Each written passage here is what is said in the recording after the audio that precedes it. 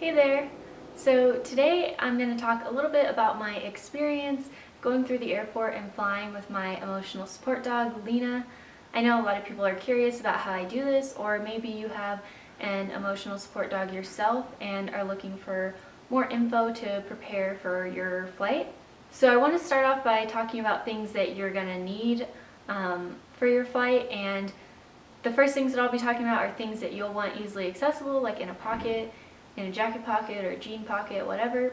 One of the most important things for me to bring is treats. If you have a crazy hyper dog like I do, treats will be essential for getting through the airport successfully. You also need your boarding pass and your ID, preferably in the same pocket because you usually need them together. And of course you'll need a copy of the letter from your mental health professional stating that you need an emotional support animal and that you have a disabling diagnosis and all that. And it has to be written within the last year for it to be valid. And then you're going to want a non-metal slip lead for going through security. I just made mine by buying a cheap leash and cutting off the clip or the metal part, and then you just slip it through the handle and you have a non-metal slip lead. So those are all things that I'll keep in my pockets. As far as what I keep in my backpack, I keep a folder with all of Lena's important information like vaccinations and her original copy of her emotional support letter. I also keep her emotional support vest in her backpack until we get through security, since I'm going to have to take all the metal off her anyways. I also bring a water bowl, but I would advise against using it if possible because obviously they have to hold it for a long time and you don't want a lot in their system. So that's pretty much everything that I feel that you really need. As far as when you get to the airport, the first thing I do is check my bags, which is usually just one. I check any bags that I have other than my backpack because it just makes it way easier to go through the airport like that. With Southwest, they'll also usually ask for your emotional support animal at baggage claim, and they may give you pre-boarding there. And then after that, I take her to the relief station, wherever that may be, and let her go one last time before going through security. And then I go through security, which can honestly be the most stressful part, but I try to plan my flights on days where it's not going to be super busy to kind of lessen the stress a little bit. I wouldn't recommend going on the busiest day of the year. Probably not great. Probably will bring you a lot of stress. So I like to have a carabiner attached to her leash, and I like to have a super short leash as well, since she doesn't have a great heel. So I'll just attach the carabiner to my belt while I take off my backpack and get everything ready to go through the scanner.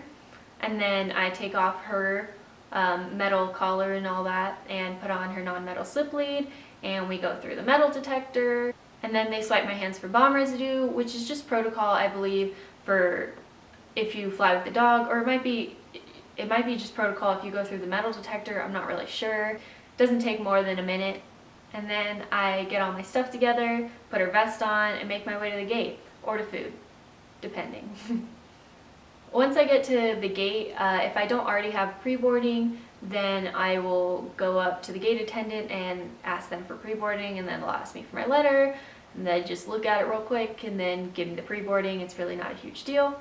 And then next step is to board the plane. I'm usually one of the first ones on the plane, obviously, since I have pre-boarding, but I go straight to the very last row and sit in the window seat of the very last row. I find that this is so much more quiet and just nice, and Lena does so amazing on the plane. She just lays under the seat from the moment we get on the plane to the moment we get off. She really, really does well. I'm very fortunate for that.